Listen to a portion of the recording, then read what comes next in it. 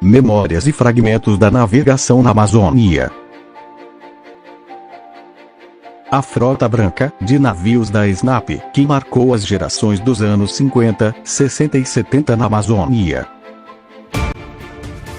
Em 1940, o governo federal nacionalizou a Companhia Americana, que tinha o monopólio da navegação na Amazônia desde o primeiro ciclo áureo da borracha na região, juntamente com a prestadora de serviços portuários, Port of Pará.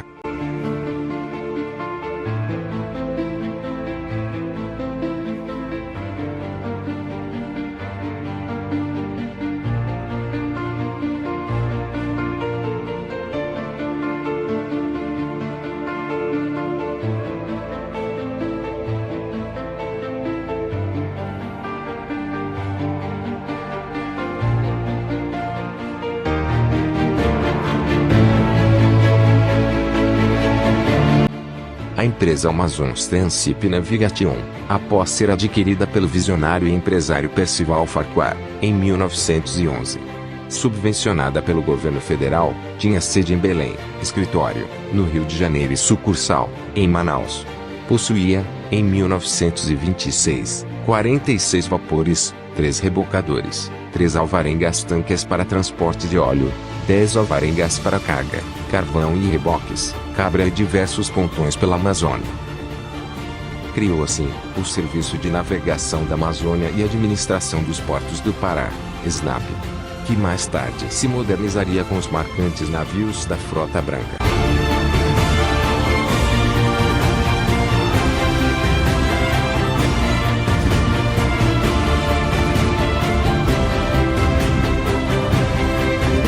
A partir da década de 1950, o governo brasileiro, na época Getúlio Vargas, iniciou uma política de integração da região norte ao território nacional, inicialmente visando a impedir a invasão estrangeira e a perda de soberania do território norte amazônico.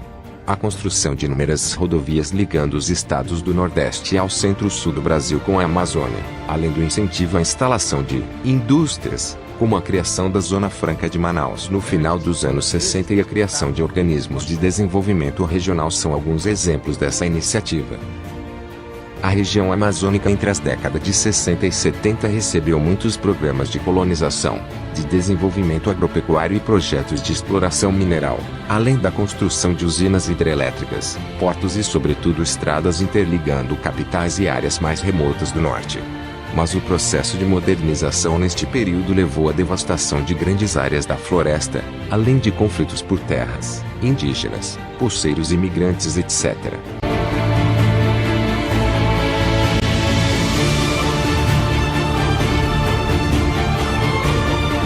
E nesse contexto de integração e desenvolvimento iniciado na Era Vargas que a Frota Branca da SNAP surge e inicia seu legado.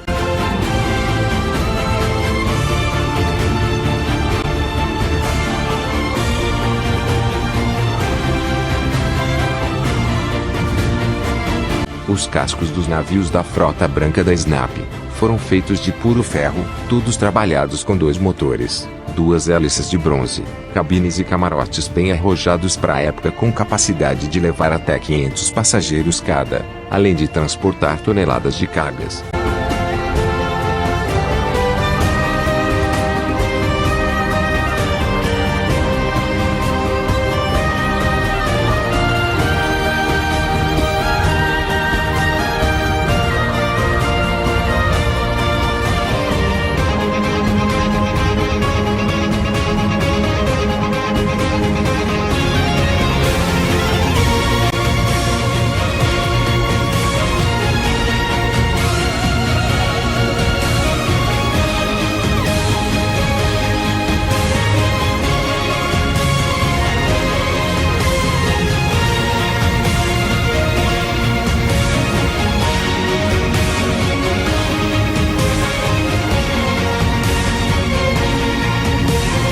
A compra dos navios da Frota Branca foi até então o maior investimento do governo em toda a história da navegação na região.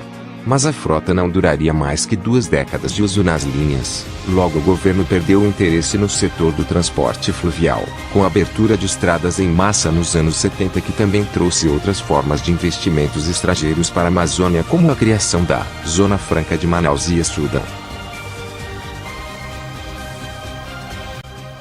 O apito dos navios durante a chegada dos portos e municípios do Rio Amazonas dava início a uma verdadeira festa, onde dezenas de pessoas de todas as partes das cidades desciam para ver a chegada e a partida desses magníficos navios que traziam novidades e notícias das capitais para o interior. Tudo começava com a bola presa a uma linha que era jogada do navio para o tablado do trapiche, que servia de guia para a corda de atracação do navio. Pelo menos umas 2 horas esses navios ficavam ancorados para o embarque de cargas e passageiros e para o deleite dos vendedores ambulantes, que ofereciam de tudo um pouco para os passageiros a cada parada.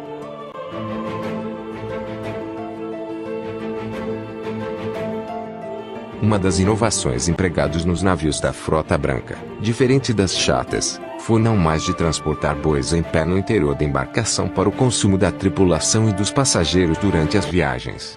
Vindo da Holanda já instalados ótimos frigoríficos para a conservação de carnes e alimentos perecíveis para as viagens de ida e volta de quase um mês saindo de Belém.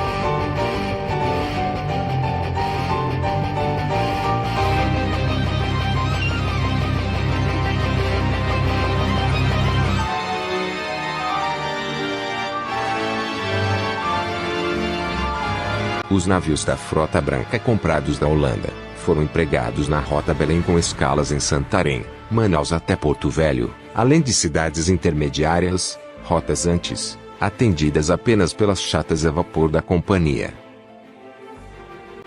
E esse período da navegação de chatas e chatinhas a vapor que marcou a história da navegação na Amazônia, você verá em breve em nossos especiais.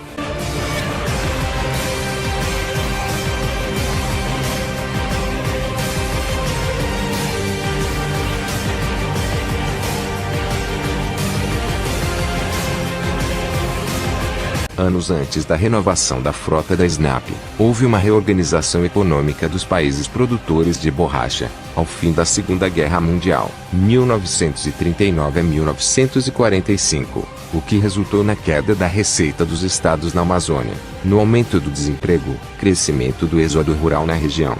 Grande parte das riquezas desse período ficara centralizada principalmente nas cidades de Belém e Manaus. Neste período a capital paraense tinha 254 mil habitantes, até então a maior cidade da região norte.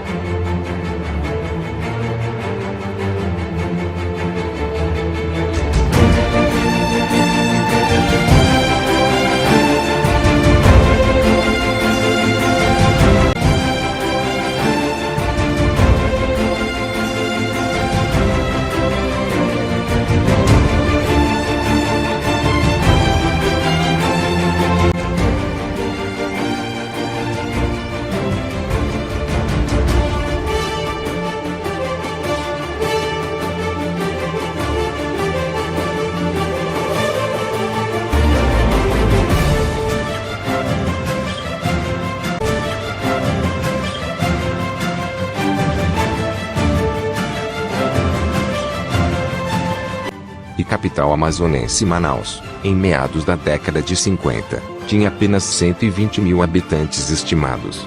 Com a diminuição da economia gomífera, entra em decadência toda a estrutura de navegação instituída para atender aos interesses do transporte da borracha e a mobilidade de pessoas e cargas na região que possuíam forte relação com a mesma. A partir de 1940, a Amazon River passa a ser administrada pela Nacional Serviço de Navegação da Amazônia e Navegação do Porto do Pará, SNAP. Essa empresa passou a atuar nas rotas mais dinâmicas de transporte fluvial de cargas e passageiros a partir de então.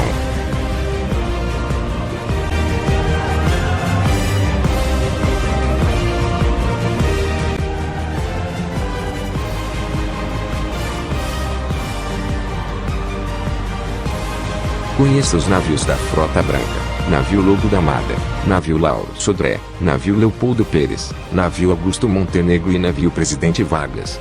Frota memorável que marcou as gerações dos anos 50, 60 e 70 entre Belém, Santarém, Manaus e Porto Velho. Em 1954 a quilha do gigante navio Lobo da Mata foi batida.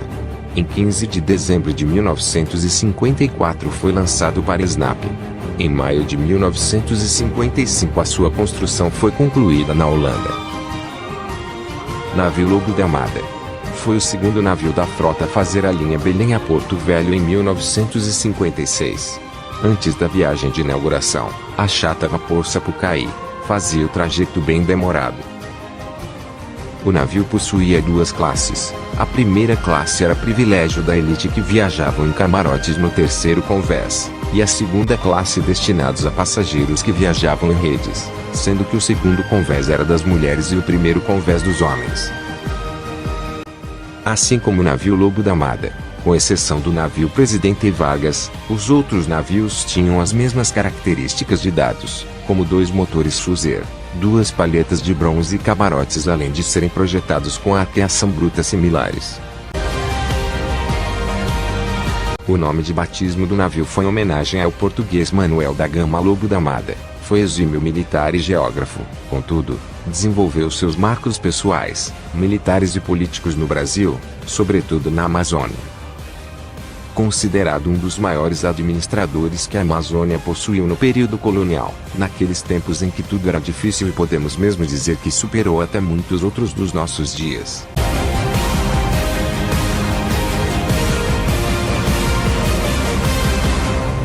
Nas viagens dos navios da frota, havia tempo para tudo durante os quase 15 dias de viagem entre Belém e Porto Velho. Era comum o comandante organizar um jantar especial e até a realização de concurso para escolher a rainha da viagem, no tempo de férias dos estudantes de Manaus e Belém que vinham de férias para Porto Velho e vice-versa, tal como os estudantes dos internatos de Humaitá e jovens de Porto Velho.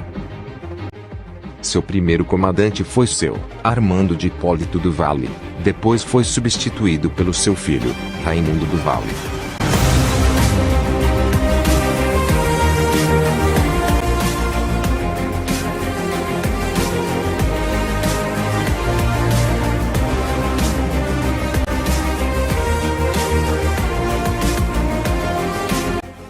Seu nome em homenagem ao militar e político de origem paraense Lauro Nina Sodré e Silva, primeiro governador constitucional do Pará, de 24 de junho de 1891 a 1º de fevereiro de 1897. A presença de Lauro Nina Sodré e Silva no Pará está registrada em toda a história política da Primeira e da Segunda República.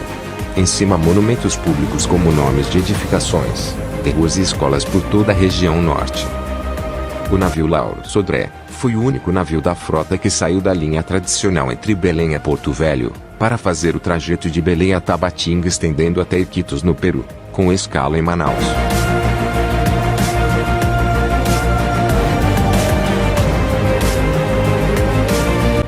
No período da compra dos navios pela SNAP, a região do Rio Amazonas e Médio Solimões vivia o auge da cultura da juta, e, mais tarde, da malva no Amazonas, na qual fizeram do Brasil o único país fora da Ásia a fazer concorrência à produção indiana. No auge da produção entre os anos 50 e 60, mais de 60 mil famílias das áreas de várzea dos estados do Amazonas e Pará viviam da extração das fibras de juta, sem contar as fábricas e prensas que surgiram e outras que se transferiram do sudeste para o norte e se instalaram em cidades polos, como as cidades de Castanhal, Belém e Santarém, no Pará, e Parintins e Manaus, no Amazonas, fazendo o Brasil autossuficiente para a importação da fibra por décadas.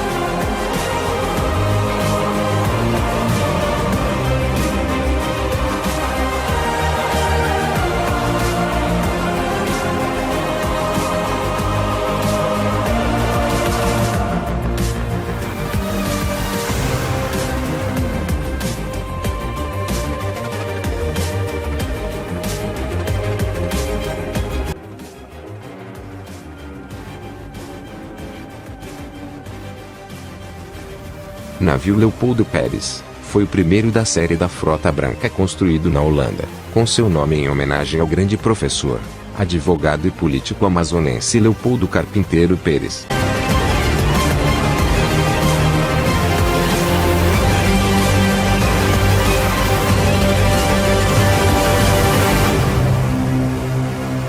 O navio possuía duas classes. A primeira classe era privilégio da elite que viajavam em camarotes no terceiro convés, e a segunda classe destinados a passageiros que viajavam em redes, sendo que o segundo convés era das mulheres e o primeiro convés dos homens.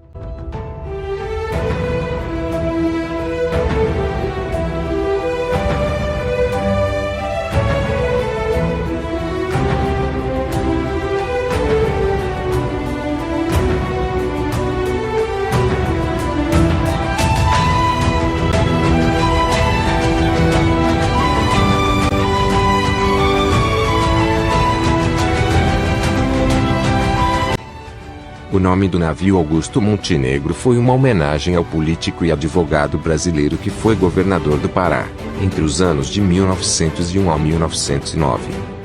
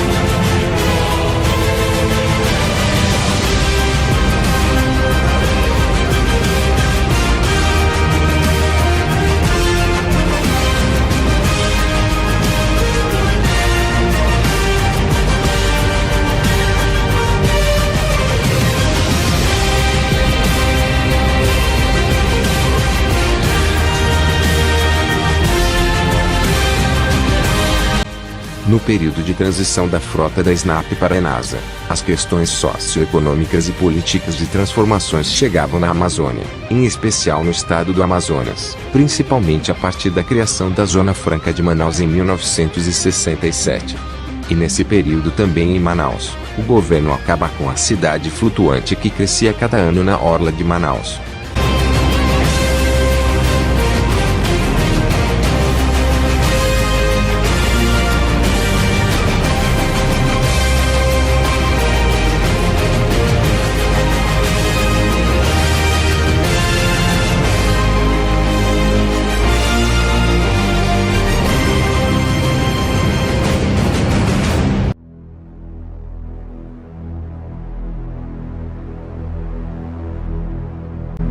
A Frota Branca da SNAP serviu com bons serviços à população amazônica por 20 anos até a transição para a ENASA.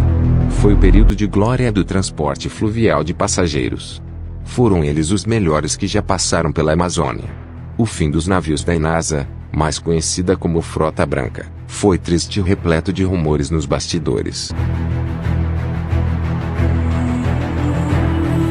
O navio Lauro Sodré foi o primeiro da frota a encerrar as atividades pela perda e falta de manutenção do sistema elétrico geral no final da década de 70, além do descaso criado pelos rumores de brigas políticas nos bastidores. O navio Augusto Montenegro foi o último remanescente da Frota Branca em atividade, e quase foi vendido como sucata em 1986. A lenda da Frota Branca. Em nossas pesquisas não encontramos informações oficiais que ele ainda permanece no fundo da Bahia no antigo porto da Enasa em Belém, ou, se foi realmente vendido e desmanchado como ferro velho tempo depois. Um dos comandantes e práticos que marcou a lenda Lobo da Mata foi seu João Pinon Vieira e Raimundo Rabelo. Outros nomes memoráveis que encontramos em nossas pesquisas que prestaram grandes serviços tanto na frota SNAP quanto pela Enasa foram João de Abreu, chefe de máquinas da Enasa. Comandantes: Ivan Santos, José Luiz Costa. Comandante Raimundo Costa e Israel Rodrigues Gomes, José Fernandes. Comandante representante Abelardo Alfaia e comandante Leonardo Boaventura. Em memórias de muitos outros além desta lista. Um dos fatos na época do verão na Amazônia que acontecia nas viagens dos navios, tempo que não havia sonar de profundidade. Então os mestres jogavam um peso amarrados a uma linha para saber a profundidade dos canais dos trajetos já conhecidos.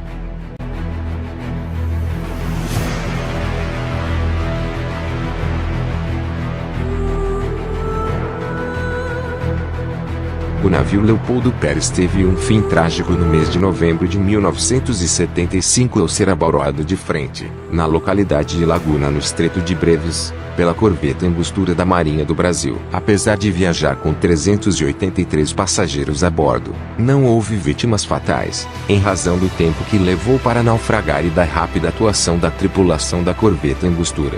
E até hoje descansa nas águas do Estreito de Breves. Com a Zona Franca e a institucionalização da SUFRAMA, houve reaquecimento da economia local e maior movimentação de pessoas e mercadorias na região, que necessitava de mão de obra para abastecer as recém-criadas indústrias em Manaus. Como grande parte dessas pessoas vinha do interior do Amazonas e do Pará, o transporte fluvial entre a capital e as cidades intermediárias volta a ter demanda importante de passageiros, tanto nos navios da Enasa que são pintados de azul, como também nos novos barcos recreios regionais de transporte misto que cobriam os trechos entre as cidades não realizadas pela empresa estatal da Enasa.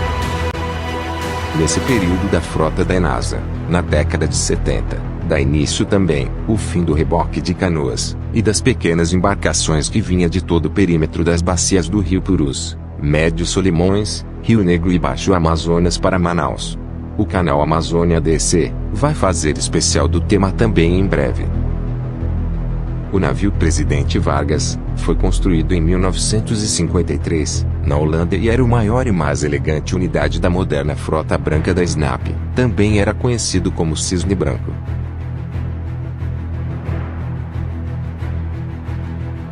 Foi um dos últimos a integrar a frota branca da SNAP.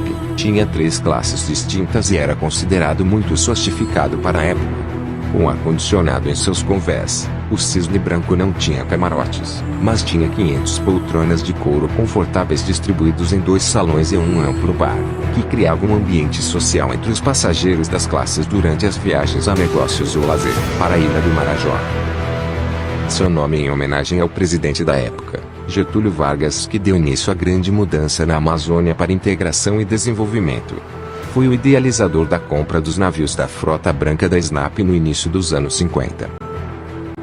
Um dos seus memoráveis comandantes do navio Presidente Vargas foi o comandante Usana. O fim do navio Presidente Vargas terminou em um naufrágio, em uma das viagens de domingo do ano de 1972, às 21 horas da noite no porto de Sori, na Ilha do Marajó. No sinistro naufrágio, todos os passageiros conseguiram desembarcar com segurança e sem vítima. Até hoje nos bastidores da história, falam de rumores de um crime premeditado por obscuras razões, considerando que ele tinha recentemente passado por reformas. O navio fez água calmamente, a ponto de passageiros e tripulação poderem sair ilesos do presidente Vargas. Tempo depois ainda tentaram resgatar o navio Presidente Vargas, mas todas as tentativas fracassaram sem sucesso. Os restos mortais do navio descansam no fundo do rio, e suas memoráveis viagens e chegadas marcantes duraram pouco mais de 15 anos.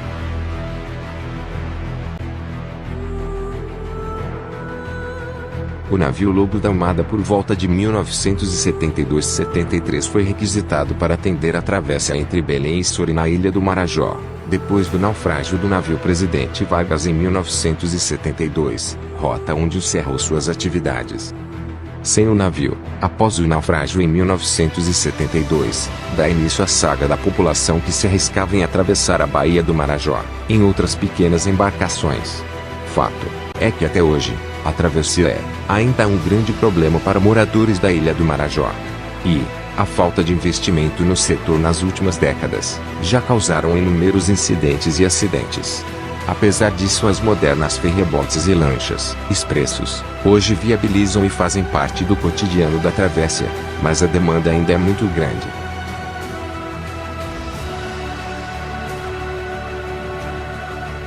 Em resumo, não encontramos nenhum registro oficial sobre os restos mortais dos 3 navios nos últimos 20 anos em nossas pesquisas. Provavelmente suas estruturas corroídas pelo tempo, com alto custo de manutenção e a falta de políticas públicas pela sua modernização e preservação, viraram sucatas ou até mesmo desmanchadas, sobrando somente as lembranças de viagens inesquecíveis. Em Porto Velho, os nomes das 4 lendas da Frota Branca foram homenageados com nomes de ruas do bairro Cidade Nova.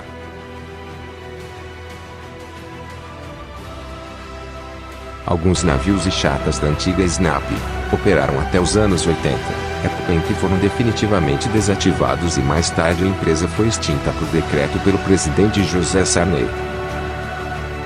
A exemplo do que ocorreu com os vapores, os navios da Frota Branca e os aviões Catalina, as chatinhas, depois de desativadas, foram para a área de desmanche na orla de Manaus, encerrando o legado da antiga frota da ENASA antes frota SNAP. Entretanto, 1980 deu início à era dos catamarãs da ENASA, mas sem o charme dos navios antecessores.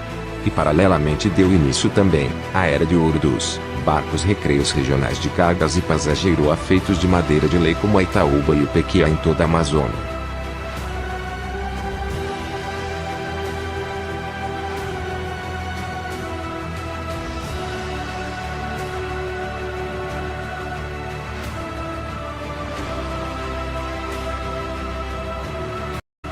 Gratidão.